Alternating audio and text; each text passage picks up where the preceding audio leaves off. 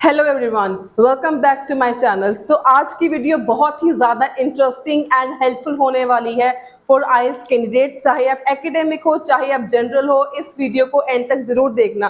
इस वीडियो में हम डिस्कस करने वाले हैं एक ऐसा method of IELTS speaking cue card जिस मेथड से आप कोई भी क्यू कार्ड अपने आप बिना किसी प्रॉब्लम के इन 30 seconds you can frame your cue card and even you can extend your cue cards for 2 long minutes. So don't skip and don't miss any part of this video. Let's have a look of this question. First of all, the question says describe an interesting activity that you remember enjoying in primary school. कोई ऐसी activity आपने बतानी है जो आपने अपने primary school में enjoy करी हो। एंड उसके बाद हमें गिवन है 4 Q points, what it was, who you did it with, how often you did, explain why you enjoyed. These are the cue points and this is the cue card question. Normally students कैसे बोलते हैं, it was the sports activity, I did it with my friends, I did it once in a month, once in my class and I enjoyed it because I like this event very much. तो बच्चे normally इस तरीके से बोलते हैं। मतलब बच्चों की प्रॉब्लम क्या है, आपकी प्रॉब्लम ये होती है कि आप हर एक क्यू कार्ड के ऊपर एक ही लाइन बोलते हो, हर एक क्यू पॉइंट के ऊपर आपको सिर्फ एक ही लाइन आती है, दैट्स इट, आपके आइडियाज खत्म हो जाते हैं। इस वीडियो में बात करेंगे आपने हर एक क्यू पॉइंट के ऊपर एक्सटेंड कैसे करना है, आइडियाज जनरेट कैसे करने हैं एंड फ्रेम करके बोलना कैसे है। सबसे पहले हम डिस्कस करेंगे आपने क्यू कार्ड इन 30 सेकेंड्स फ्रेम कैसे करना है। और कई बच्चों की आदत होती है वो पूरा का पूरा क्यू कार्ड लिखने ही बैठ जाते हैं, ऐसे तो चलेगा ही नहीं। सो अपना टाइम मैनेज करना सीखो, 30 सेकेंड्स में क्यू कार्ड को फ्रेम करने की कोशिश करो, प्रैक्टिस करो with this technique which I am going to teach you now.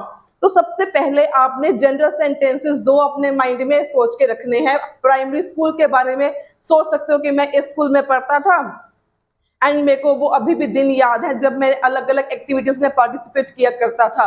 तो आपने जनरल सेंटेंसेस दो, नॉर्मल छोटे सेंटेंसेस सोचना, कोई इतना हाई फाई नहीं बनाना। उसके बाद आपका आ जाता है what it was. What it was में थोड़ा सा आपने डिटेलिंग में जाना होता है। फॉर एग्जाम्पल, अगर मैंने आइडिया बनाया स्पोर्ट्स डे का, तो स्पोर्ट्स डे में बहुत सारे इवेंट्स होते हैं, बहुत सारी अलग अलग एक्टिविटीज होती हैं। तो यहाँ पर आप एक्टिविटीज को मेंशन कर सकते हो, जैसे मैंने मेंशन कर दिया एथलेटिक्स। अब एथलेटिक्स में फर्दर कौन कौन सी एक्टिविटीज आ जाती हैं, स्प्रिंट्स होती हैं, races 100 meter 200 meter, relay race होती है 400 मीटर की, लॉन्ग रेसेस 200 मीटर 800 मीटर, ये होती है लॉन्ग रेसेस। उसके बाद यहाँ पर आते हैं track events like high jump, long jump, javelin throw, discus put, discus throw. तो ये सारे आ जाते हैं आपके ट्रैक इवेंट्स में। मेरे कहने का मतलब ये है, अगर आपने स्पोर्ट्स डे आइडिया बनाया तो उसको थोड़ा सा एक्सटेंड करने की कोशिश करो कि स्पोर्ट्स डे में कौन कौन सी डिटेलिंग में एक्टिविटीज थी।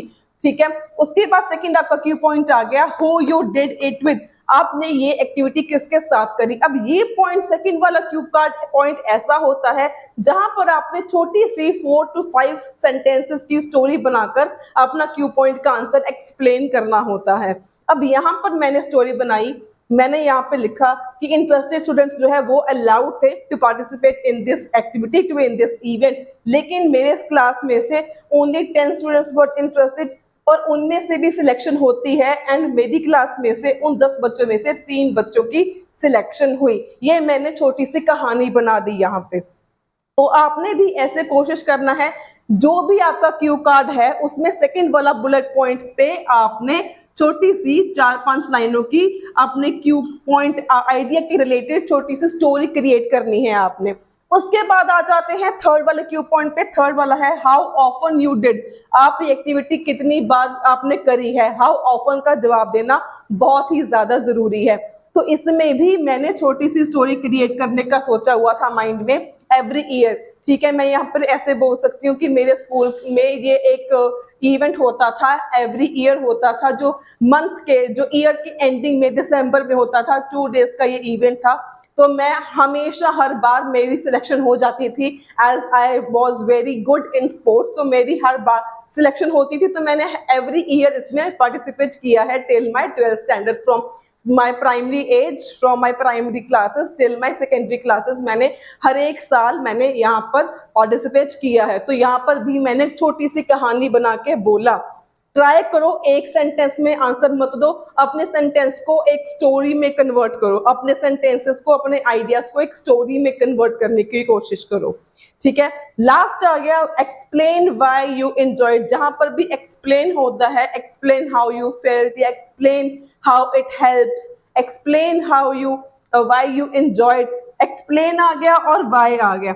एक्सप्लेन और जहां पर एक्सप्लेन आ जाए, व्हाई आ जाए, ये पॉइंट वो होता है जब आप अपने क्यू कार्ड को वहां पर एक्सटेंड कर सकते हो। एक्सटेंड कैसे करना है, इस पॉइंट पर आके आपके माइंड में 5 पॉइंट्स, 4 to 5 पॉइंट्स होने चाहिए जिसको आपने एक्सप्लेन करना है। तो मेरे माइंड में यहाँ पर 4 पॉइंट्स थे। पहली बात कि ये मेरा फेवरेट इवेंट है।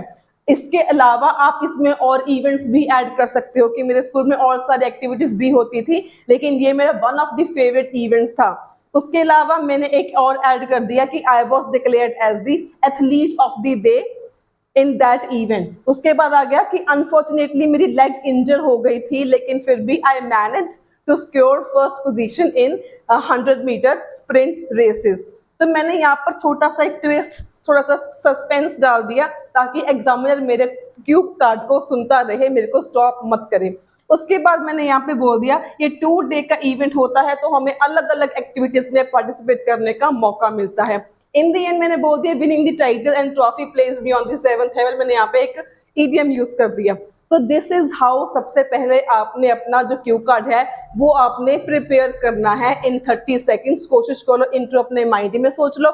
उसके बाद जो आपका फर्स्ट वाला क्यू पॉइंट है उसको थोड़ा सा डिटेल में जाओ, थोड़ा सा डिटेल, ज्यादा डिटेल में आपने नहीं जाना और सिर्फ आपने 2 मिनट तक बोलना होता है, कोई इतना ये मुश्किल टास्क नहीं होता। उसके बाद जब सेकंड क्यू पॉइंट आ गया how who you did it with, वहां पर आपने छोटी सी 4-5 लाइनों की स्टोरी क्रिएट करनी है। हाउ ऑफन के लिए भी आपने थर्ड पॉइंट पर भी आपने स्टोरी क्रिएट कर देनी है अपने आइडिया के रिलेटेड। और जहां पर एक्सप्लेन आ गया या वाई आ गया वहां पर आपने 5 शॉर्ट पॉइंट्स फटाफट नोट डाउन कर लेने हैं कि मैं इन पॉइंट्स के बारे में बात करूंगा इन माय क्यू कार्ड। तो दिस इज हाउ आपने 33 सेकंड्स में पहले अपना प्रिपेयर कर लिया। अब आपने बोलना कैसे, अब आपने इसी ऑर्डर में बोलना है जैसे आपने प्रिपेयर किया, उसी ऑर्डर में अगर आप बोलोगे तो आपका मैसअप नहीं होगा। जैसे कि अगर मैं स्टार्टिंग करूं, I studied in Guru Nanak International Public School, which is one of the renowned school of the town, yeah, of the city. This school is famous for its academic achievements and also for extracurricular achievements of the students. ऐसे मैंने बोल दी अपने intro.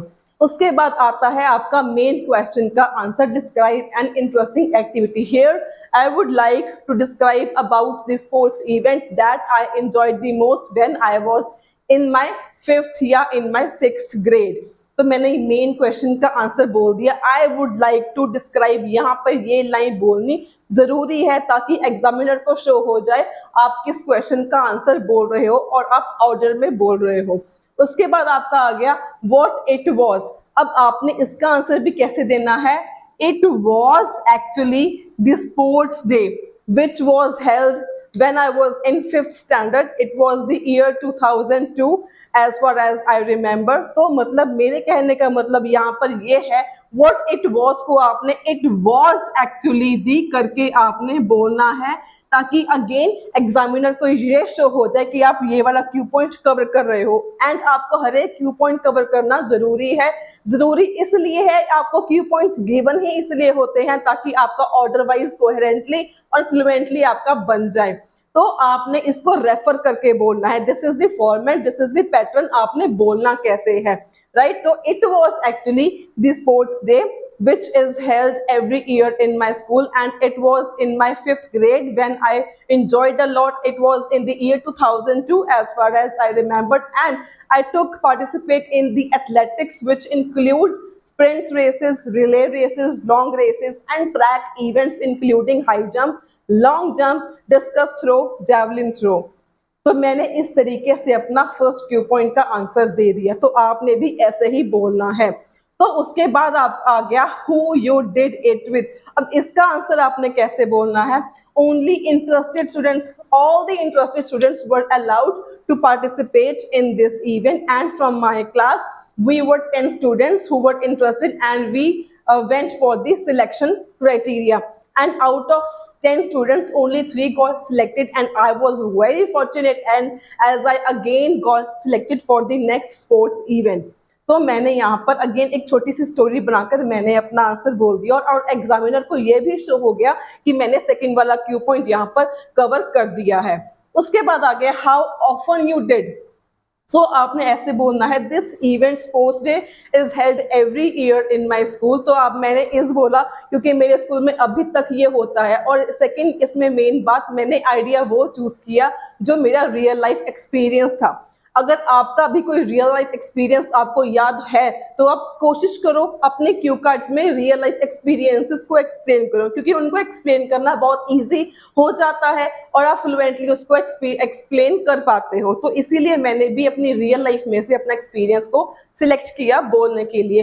तो it was held, अगर आप was में बोलना है तो मैं वॉज में बोल दूंगी, it was held every year in my school. So I was fortunate that I got selected every year for this event, as I was interested in sports event, and I was very active in these events, as I have won many prizes also in different activities regarding the sports event. तो यहाँ पर भी मैंने बहुत easily sports के regarding ही एक साल में होता था, इसको आप और तरीके से भी बोल सकते हो। This event was held every year in my school in the ending of the year in the month of December. आप ऐसे करके भी यहाँ पर बोल सकते हो, अपना मंथ भी आप यहाँ पर बोल सकते हो कि किस महीने में ये इवेंट होता था।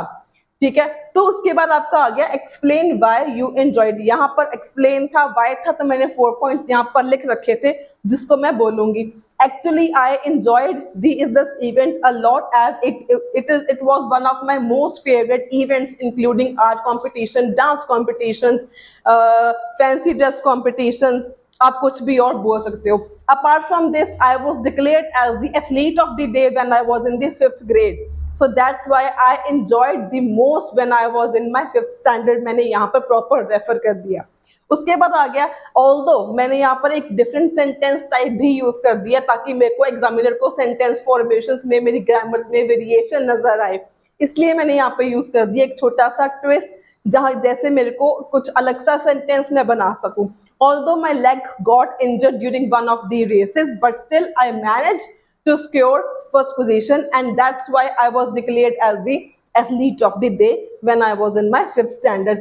So it was a 2-day event, and we got many opportunities to participate in different types of activities, including track events and other events. So that's why I enjoyed the most this event when I was in my primary school. All in all, अब मैंने यहाँ पर बोल दिया all in all जब भी आपने अपना क्यू कार्ड एंड करना होता है तो you can say all in all, और you can say to cut the crap. All in all भी अच्छा फ्रेज है, टू कट द क्रैप भी बहुत अच्छा फ्रेज है। तो all in all winning the title and trophy placed me on the 7th heaven। So this was the activity that I enjoyed the most when I was in my primary school. तो इस तरीके से आपने Q card frame करना है। अब आपका कोशिश, आपका जो अब मेन आपका जो काम है, आपने क्या करना है, एक में क्यू कार्ड बना के आपको क्वेश्चन आपके सामने है, आपने इस क्वेश्चन को इस तरीके से, इस फॉर्मेट से, screenshot, you can take the screenshot, आपने इस फॉर्मेट से प्रिपेयर करके देखना है कि आप प्रिपेयर कर सकते हो इस फॉर्मेट से कि नहीं। If you want me to evaluate your answers, you can comment your answers in the comment section below. And if you find this video helpful, do like this video, share this video, and subscribe my channel for more daily videos on IELTS. Until then, be happy, stay safe, and all the best for your IELTS preparation.